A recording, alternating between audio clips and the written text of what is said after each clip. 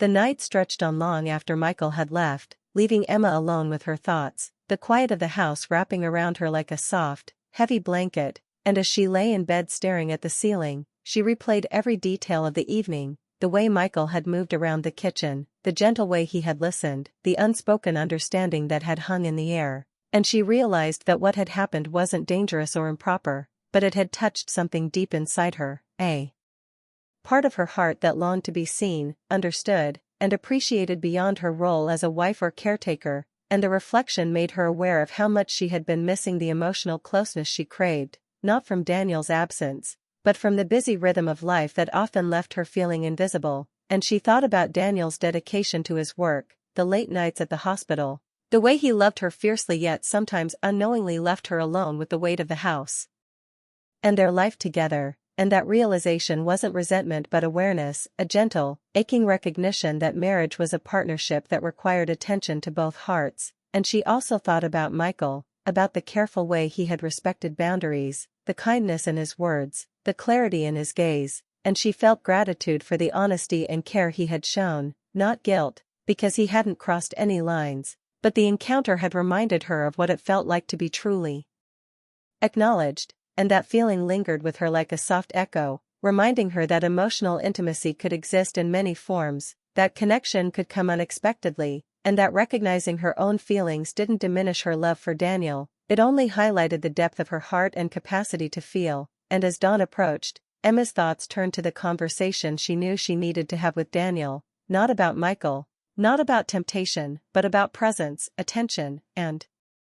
the effort it took to maintain closeness in a busy life. And when Daniel returned home exhausted the next morning, she met him at the door, wrapping her arms around him with a strength and warmth that surprised both of them, and she whispered that they needed to talk, that there were things they could improve, ways to connect, moments to cherish, and Daniel listened, tired but attentive, his hand on her back grounding her, and together they spoke about their time, their priorities, the love that ran deep but needed tending. And the discussion wasn't easy, but it was honest, raw in the way truth always is, and Emma felt relief, a soft weight lifting as they acknowledged each other's needs and fears. And the week that followed was different, subtle but significant, with small gestures, shared laughter, and a conscious effort to spend moments together. And Michael continued to visit occasionally, always maintaining his distance, respectful and kind, his presence no longer carrying the quiet intensity of that night. Yet the understanding between them remained, a quiet acknowledgement of shared honesty and the human need to be seen, and Emma reflected often on the evening, realizing she didn't remember it for attraction or longing, but for the clarity it had brought, the reminder of how she wanted to live, love, and connect, and she carried that lesson into her marriage with Daniel, understanding that love wasn't just about grand gestures or constant presence, but about awareness, attention, and the courage to speak and listen with honesty. And as days passed, life returned to its usual rhythm, yet Emma felt stronger, more grounded, and quietly grateful, because what happened that night in the kitchen had been simple yet profound, a testament to human connection, empathy, and the way small, unexpected moments could illuminate the heart. And she knew that sometimes life didn't give what you expected, but what you truly needed, and holding that thought close, Emma stepped into the day with renewed love, hope, and understanding, ready to cherish the people in her life with deeper awareness and a heart fully awake to the beauty of presence and emotional honesty. The afternoon moved quickly, and Emily and Mark worked side by side, the boxes stacking higher, the apartment shrinking around them, the air filled with the soft sounds of folding clothes, the rustle of paper, and the occasional sigh. And at first they kept a careful distance, talking only about the move, labeling things, making small jokes about how much clutter one person could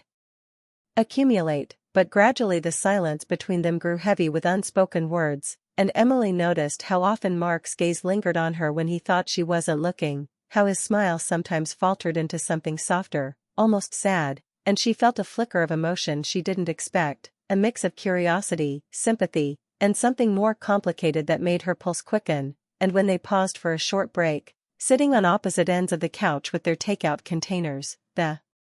sun streaming through the windows, she realized how intimate the moment felt, how the room seemed smaller and warmer than it had before. And Mark spoke quietly about how lonely the apartment could feel, how he sometimes felt invisible in his own life, how work and routine left him drained and disconnected, and Emily listened, her own heart tightening with understanding because she knew what it felt like to crave attention and connection, to feel overlooked, to yearn for someone to see you fully. And she offered small responses, careful not to overstep, yet she could feel the invisible thread of their shared emotions, the pull that made the space between them electric without a word of romance being spoken, and every brush of their hands when passing boxes, every accidental touch, made her aware of the delicate tension building in the room, the kind that could be dangerous if acknowledged too fully. And when Mark rose to throw away a trash bag, the locked door behind her reminded her that she was physically enclosed, but the feeling went beyond that, deeper into the strange vulnerability of being alone with someone who understood you, someone who could see the cracks you tried to hide, and she wondered if he felt it too, the way emotions can move without permission, without intention, almost against your own will. And they returned to their tasks, folding, taping, stacking, the clock moving faster than either of them noticed, and Emily caught herself smiling at a memory Mark shared from his childhood, a quiet joke about how he always lost his socks, and she laughed aloud, genuinely, and Mark's eyes softened in response, but then he became serious again, talking about the difficulties in his marriage without naming blame, just admitting distance, disappointment, and the emptiness that sometimes settled over him at night. And Emily's chest ached because she felt the honesty in his words, the weight of unspoken truths, and she realized how much power a few quiet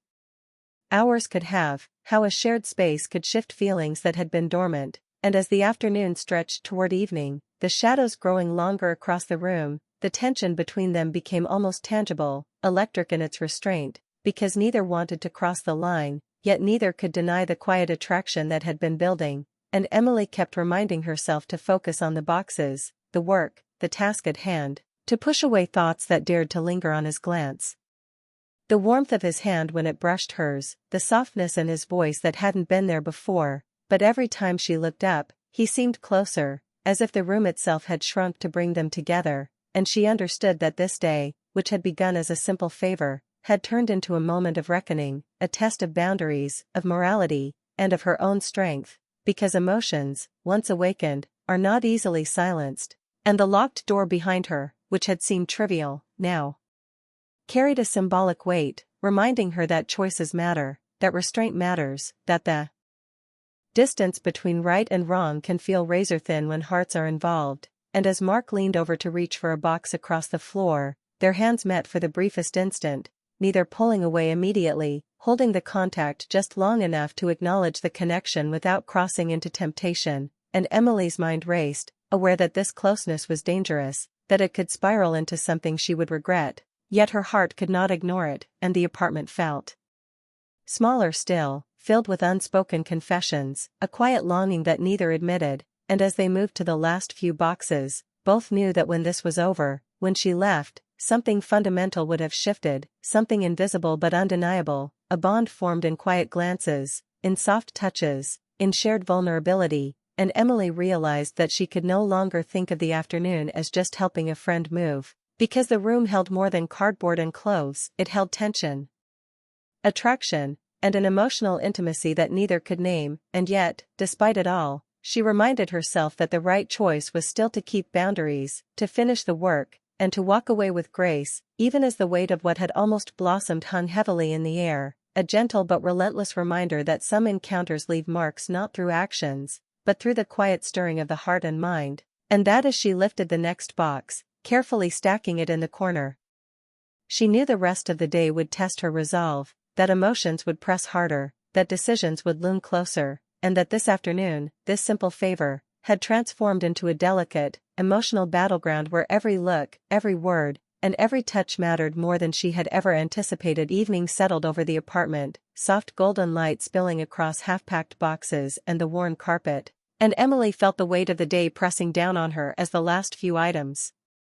needed to be moved, her arms tired, her mind buzzing with the unspoken tension that had been building since morning. And as she reached for a box on the floor, Mark stepped closer to help, their hands brushing once more, and this time neither pulled away immediately, the contact electric, brief, yet loaded with emotions neither of them had expected to feel in what should have been a simple act of kindness. And then he spoke, quietly, almost too softly to hear, admitting that he shouldn't have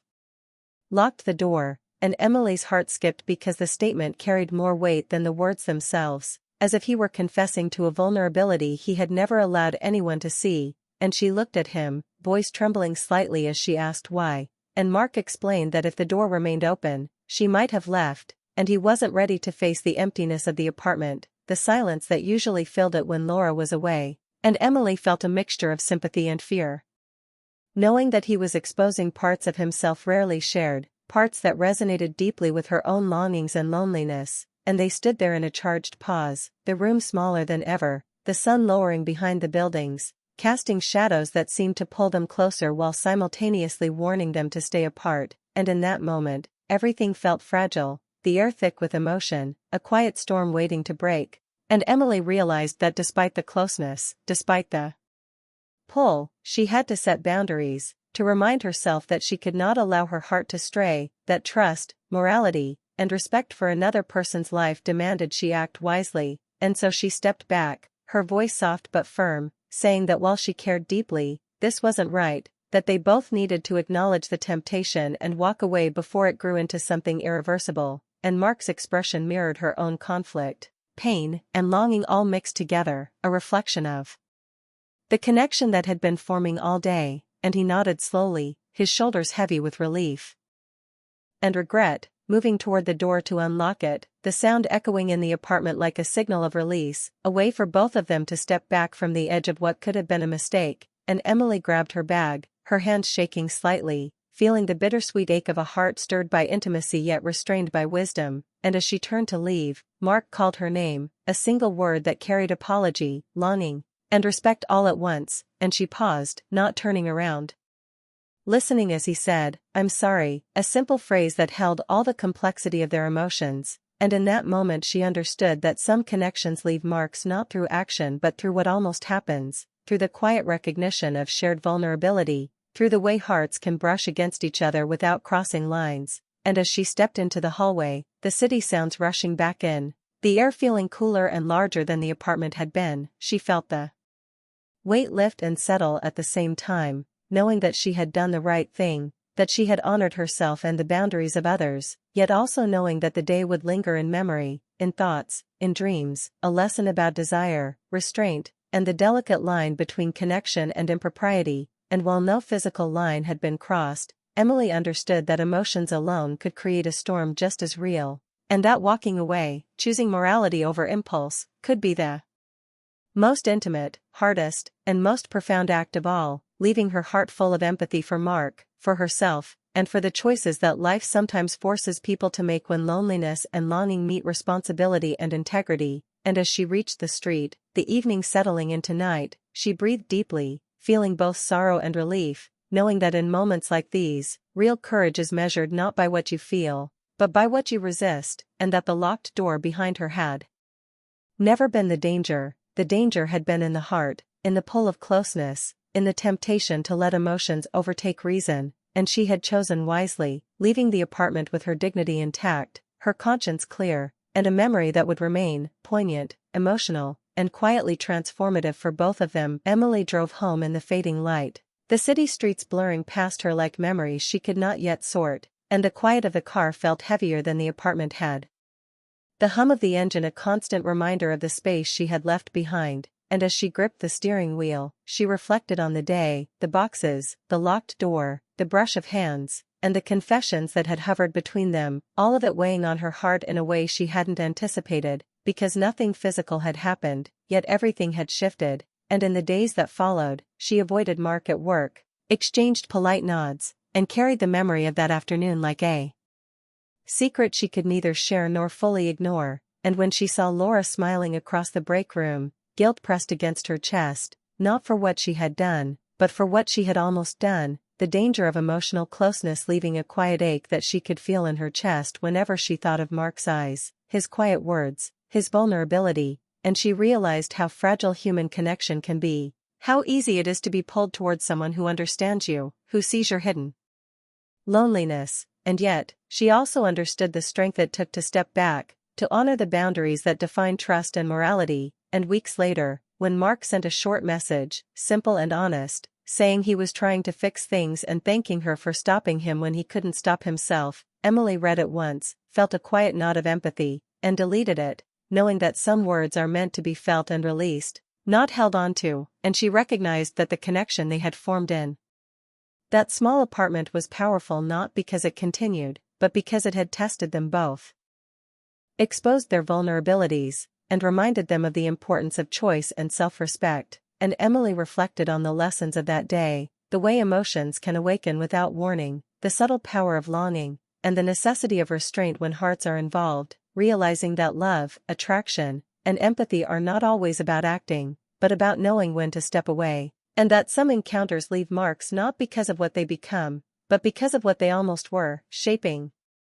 who we are, teaching us about integrity, and leaving us with the quiet ache of a heart that has been both stirred and tempered. And in her apartment, alone in the soft light of evening, she felt a calm settle over her, a sense of completion not through drama or romance, but through the conscious choice to honor herself and others, knowing that some doors must remain closed, some feelings must be acknowledged but not acted upon, and that real courage lies in walking away, in preserving dignity, and in allowing emotions to exist without letting them dictate actions. And Emily understood finally that the afternoon in Mark's apartment would stay with her not as a story of temptation or regret, but as a story of strength, clarity, and emotional honesty, a memory of a connection felt deeply, a longing restrained, and a heart that had been tested and had chosen wisely, leaving her with a quiet, enduring sense of emotional maturity, the bittersweet understanding that love and attraction are complex, sometimes fleeting, and always requiring respect for boundaries. And as she turned off the lights, she smiled softly, knowing that some encounters teach more than lasting relationships ever could, that human hearts are fragile and powerful, and that the lessons of that day would stay with her forever, a gentle reminder that sometimes the right choice is the hardest one, and the most meaningful.